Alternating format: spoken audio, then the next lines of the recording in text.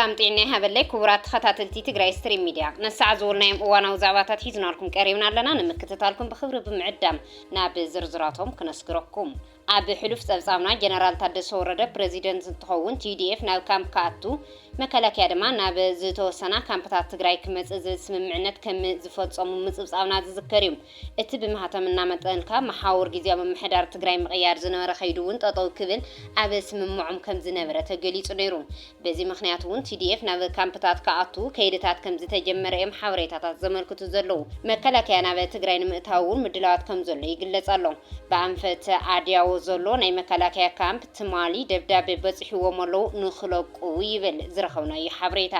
DDR እውን ክቀላጠፍ ኣብ ስምምዖም ዘሎ ኮይኑ ንሱውን ከይዲ ከም ዝተጀመረ እዩ ዝንገር ዘሎ ብኻልእ ገጽ ድማ ሎሚ ዕለት 14 መጋቢት 2017 ዓመተ ምህረት ብደመቀ ዘውዱ ዝተመርሐ ኣኼባ ኣብ ከተማ ሰቲት ሑመራ ተሳሊጡ እዩ ኣብታ ኣኼባ ድማ ተወለድቲ ትግራይ ዝኾና ነበርቲ ዞባ ምዕራብ ዝተጸውዑ እንትኾኑ ደመቀ ዘውዱ ድማ ዋላ ሓደ ትግራዋይ ብመንነቱ ምኽንያት ክፈናቀል ኣይገበርናን ንጹሃት ተጋሩ ሕዝውን ምሳና ይነብረሉ ክብል ዝተዛረበ እንትኸውን እቲ ንልዕሊ 1 ሚልዮን ካብ መረቦቱ ተማዛዊሉ ፈቆዶ ማዕቀዊ ማእኸላት ማዕስከራትን ከርተት ዝብል ዘሎ ገበን ጆኖሳይድ ተፈጽምዎ ፍትሒ ተሓታትነትን ዘይረኸበ ህዝቢ ትግራይ ድማ ገበነኛታት እዮም ክሕተቱ እዮም ዘለዎም ክብል ደጊሙ ከም ዝተዛረበ ተሰሚዑ ዘሎ ተመዛበልቲ ናብ መረቦቶም ንምንታዮም ዘይተመለሱ ድሌት ብልጽግና ብጌታቸው ዝምራሕ ግዚያዊ ምምሕዳር ትግራይን ህወሓትን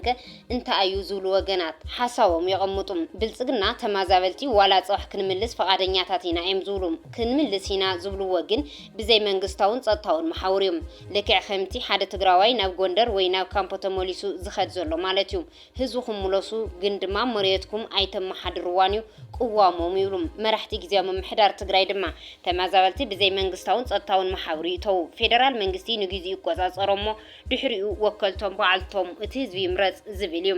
እዚ ዝብለሉ ዘሎ ቀንዲ ምኽንያት ድማ ናይ ህወሓት ኮነ ካልእ ንሱ ዘይደልዮ መሓውር ናኡ ካኣቲ ስለ ዘይደልዩ ነቲ ቦታ ብናይ ባዕሉ ኔትወርክ ክቆጻጸሮ ስለ ዝደልዩ ነዚ እውን ምስ ብልጽግና ዓብይ ብሄራዊ ሰነድ ዝተባሃለ ዘይሕጋዊ ሰነድ ዝተስማዕምዑሉ እቶም ኣብያተ ምኽሪ ጣብያታት ኮና ወረዳታት ናይ ህወሓት የኒሎም ስለ ዝኣምኑ ንሳቶም ናብ ምዕራብ ትግራይ ካኣቱ ይደልዩን ነዚ እውን እዩ ንሕና ክንመልስ ተመዛበልቲ ደሊና ግን ድማ ህወሓት ኣይኾኑን ኢሎም ዕንቂፎምና ዝብሉ ይብሉ ብኻልእ ገጽ ድሌትቲ ጉባኤ ዘካየደ መራሕቲ ህወሓት ድማ ምስ መንግስታውን ጸጥታውን መሓውሮም ተመዛበልቲ ይመለሱ ዝብል ቅዋም ኣሎም እዚ ግን ነቶም ተመዛበልቲ ጥራሕ ብምሕላይ ኣይኮነን ኣብ ሕድሕድ ጣብያ ወረዳ ከተማ ዘዋ ዝነበሮም መሓውሮም ከይብተኖምን እቲ ከባቢ ካብ ቁጽጽሮም ወጻይ ከይኸውንን ብምሕሳብ እዩ ብፍላይ ድማ እቲ ቤት ምኽሪ ጣብያ ወረዳ ዘዋ ብዓብላልነት ናታቶም ካድረታት ስለ ዘለውዎ እዩ ነዚ ሓደ መረጋገጽ ዝኸውን ድማ ምክትል ኣቦ ወንበር እቲ ጉባኤ ዘካየደ ህወሓት ዝኾኑ ኣይተ ኣማኑኤል ሰፋ ኣብ ዝቐረበ እዋን ብዝገበሩ ወዘተ ተመዛበልቲ በቲ ስርዓት ስምምዕ መሰረት ብመሰረት ውሳነ ኣብያተ ምኽሪ ክምለሱ እዮም ክብሉ እዮም ዝስምዑ ኣብቶም ዝተወረሩ ከባቢታት ዝተተኸሉ ዘይሕጋዊ ምምሕዳራት ክፈርሱ ናፍቶም ዝተወረሩ ከባቢታት ብዘይ ኣግባብ ዝሰፈሩ ደቂ ካልኦት ከባቢታት ክወፁ ድሕንነቱ ክሕለት ከባቢ ህዝቢ ትግራይ ዝተፈናቀለ ዝተሰደተ ህዝቢ ናብ መረበቱ ክምለስ ስለዚ ናይ ወሰንስ ይኹን ናይ መንነት ሕቶ ዘለዎም ብመሰረት ሕገ መንግስቲ ሕቶኦም ከቕርቡ ናብ ቤት ምኽሪ ክልል ትግራይ ሕቶኦም ከቕርቡ ስለዚ በዘቢልካ ስርዓት ዘለዎ ውሳነ ክረክብት ጉዳይ ክዕጾ ኢና ንደሊ ብወገን መንግስቲ ኢትዮጵያን ኣብ ትግራይ ዘለው ናታቶም ተላኣኽትን ከዓ እቶ ጉዳይ ከም ዘሎ እናሃለወ ተፈናቀልቲን ስደተኛታትን ክምለሱ ኣብቶም ከባቢታት ናይ ወረዳን ናይ ጣብያን ግዚያዊ ምምሕዳራት ክትከሉ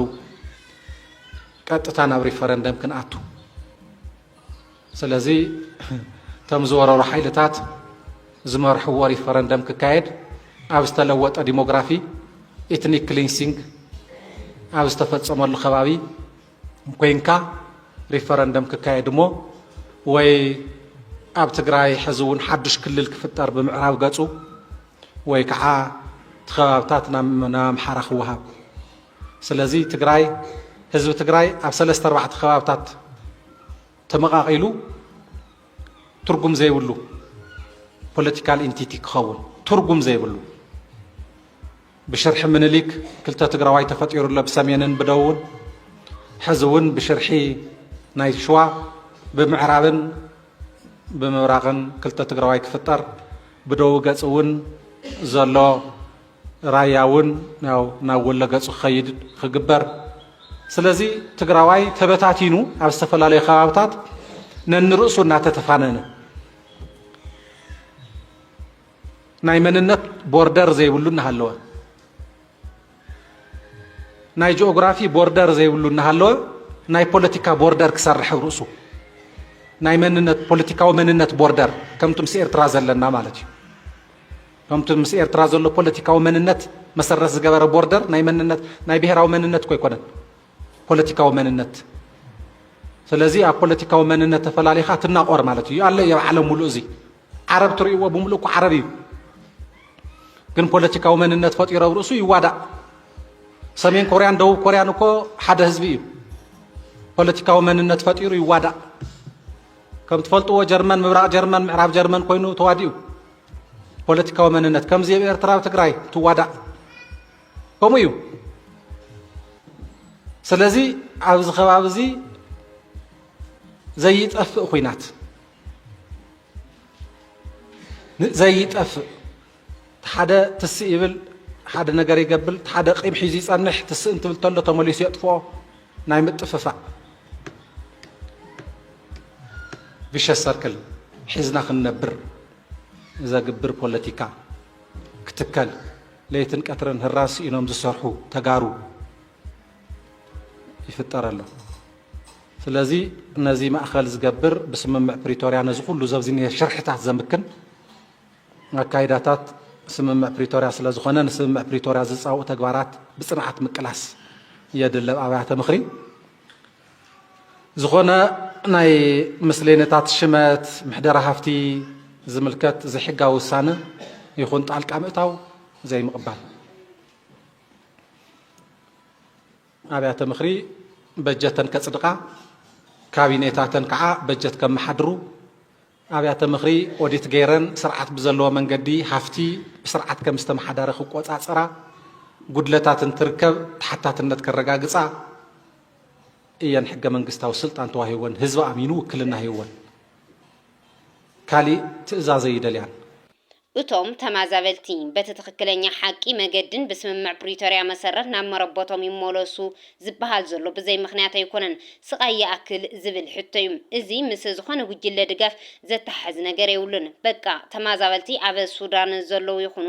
ኣብ ትግራይ ናብ መረቦቶም ክምለሱ እዩ ዘለዎም ዝብል ሕዚ እውን ዘይዛር ሕቶና እዩብሉ እቶም ተዓዘብቲ ስርዓት ብልጽግና ሕዚ እውን ምስ ፋኖ ውግእ እናካየደ እዩ ዝርከብ ይኹን እምበር ስዕረት እናተገለዎ ከም ዘለው ብርክት ዝበሉ ጸብጻባት እናወፅዮም ምስ ጀነራል ምግበይ ተታሒዙ ዝወፀ ጸብጻብ ምስ ሽንፈት ኣብቲ ክልል ዝገብሮ ዘሎ ውግእ ዝተሓዝ ምዃኑ እውን ገለ ተዓዘብቲ እናገለፅዮም እዚ ከምዚ እናሃለወ ስርዓት ብልጽግና ድማ ተደጋጋሚ ጸብጻባት ብፋኖ መጥቃዕቲ ይወፅሑ ምህላው እናወፅዮም ወፍሪ ሓድነት ብዝብል ስያመ ዝተጀመረ መጥቃዕቲ ሓይልታት ፋኖ ራብዓይ መዓልቱ ዝሓዘ እንትኸውን ኣብ ልዕሊ ሰራዊት ብልጽግና ዓበይቲ ዓወታት ይጓነፀፍ ከም ዘሎ ሓበሬታታት እናመልከቱ እዮም ኣዛዝ ሰራዊት መበል 73 ክፍለ ሰራዊት ዝኾነ ኮነሬል ኣባተ ብሓይልታት ፋኖ ከም ዝተቐተለ ድማ ተሓቢሩ ኣሎ እዚ ከምዚ እናሃለወ ስርዓት ብልጽግና ኣብ ዓፋር ሓይሊ መካናይዝዱ እናጠናኸረ ከም ዘሎ እውን ይግለጽ ኣሎ ብኻልእ ገጽ እዚ ድማ ናብ ዓሰብ ዘለዎ ድልውነት ሕዝውን ኣቦቱ ምዃኑ ዘንፍት ምዃኑ እዮም ገለ ተንተንቲ ዝገልጹ ኣብ ትግራይ ሕዝውን ክትገብሮ ዝግባእ ናብ ዝኾነ ይኹን ዘይምውጋን ይብሉ